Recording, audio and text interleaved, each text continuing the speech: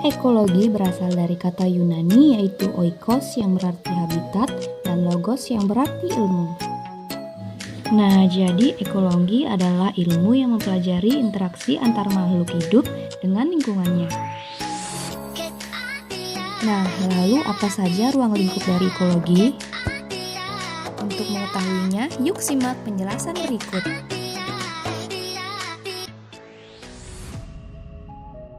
Saya akan memaparkan materi pengertian individu. Pengertian individu ini merupakan satuan kecil yang tidak bisa atau tidak dapat dibagi lagi, yakni manusia yang hidup berdiri sendiri. Individu ialah sebagai makhluk ciptaan Tuhan. Di dalamnya dirinya itu selalu dilengkapi oleh kelengkapan hidup yang meliputi raga, rasa, rasio, serta rukun.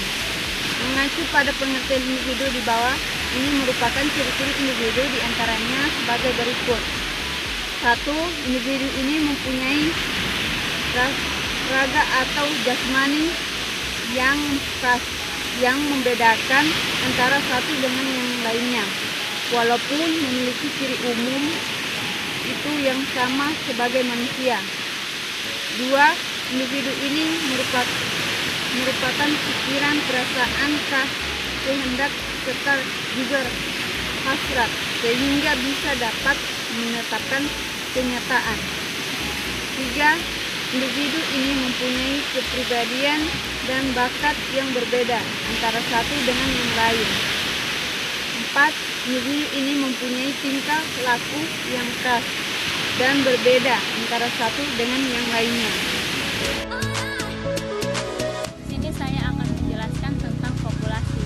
Dalam biologi, populasi adalah sekumpulan individu yang memiliki ciri-ciri yang sama atau spesies yang sama yang hidup di suatu tempat yang sama dan memiliki kemampuan berproduksi dengan sesamanya. Populasi memiliki dua sifat, yaitu sifat homogen dan sifat heterogen. Sifat homogen populasi memiliki unsur-unsur yang sama. Misalnya, seorang dokter yang ingin mengambil golongan darah, dia cukup mengambil tetes darah saja. Selanjutnya, sifat heterogen. Populasi heterogen unsur-unsurnya bersifat atau keadaan yang bervariasi sehingga perlu ditetapkan. Kegunaan populasi atau sampel populasi yaitu untuk mengetahui satuan-satuan atau individual yang karakteristiknya bisa diteliti atau untuk diteliti. Saya akan menjelaskan tentang komunitas. Yang pertama, pengertian komunitas.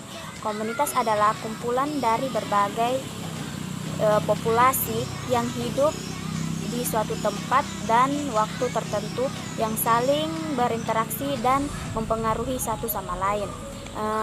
Komunitas juga bisa diartikan sebagai beberapa kelompok makhluk yang hidup bersama-sama di tempat yang bersamaan. Contohnya seperti populasi ganggang, populasi ikan, populasi ubur-ubur. Nah, di situ terbentuk yang namanya komunitas yang disebut dengan komunitas terumbu karang. Nah, yang contoh lainnya seperti populasi semut, populasi kutu pohon, dan pohon itu adalah tempat mereka hidup atau tinggal dan membentuk sebuah masyarakat atau yang biasa disebut dengan komunitas.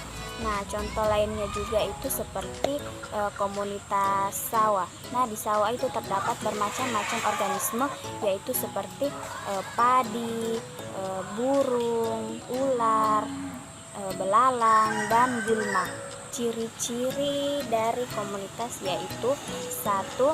Kesatuan hidup yang tetap teratur sebagai suatu kelompok sosial. Nah, komunitas ini juga seperti manusia, yaitu bersosialisasi. Nah, yang kedua yaitu bersifat teritorial atau yang bersifat khas, dan di dalam komunitas ini terdapat khasnya mereka masing-masing. Yang ketiga yaitu adalah macam-macam komunitas. Secara garis besar, komunitas ini ada dua macam, yaitu komunitas akuatik dan komunitas tersial. Komunitas akuatik ini terdapat di laut, di sungai, di danau, di parit atau di kolam. Nah, sedangkan komunitas tersial ini terdapat di pekarangan, di hutan, di padang pasir, padang rumput dan lain sebagainya. Saya di sini akan menjelaskan mengenai ekosistem. Nah, ekosistem adalah suatu sistem ekologi yang terbentuk dari hubungan timbal balik antara makhluk hidup dan lingkungannya. Nah, saat ini saya berada di salah satu ekosistem, yaitu ekosistem laut.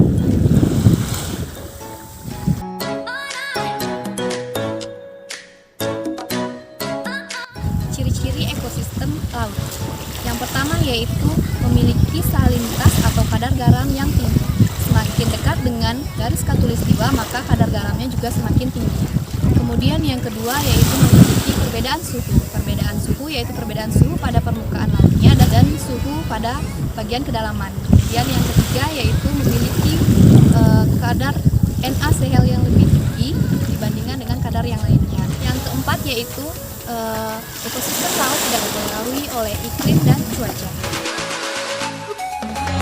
Saya akan menjelaskan tentang materi biosfer. Biosfer adalah sistem ekologi global yang menyatukan seluruh makhluk hidup dan hubungan antar mereka, termasuk interaksinya dan unsur biosfer atau batuan, hidrosfer atau air, dan atmosfer udara atau bumi. Contoh yang pertama, bumi atau darat, laut, udara. Contoh yang kedua, ekologi, lembah, hutan, pegunungan. Contoh yang ketiga, komoditas, yaitu kolam.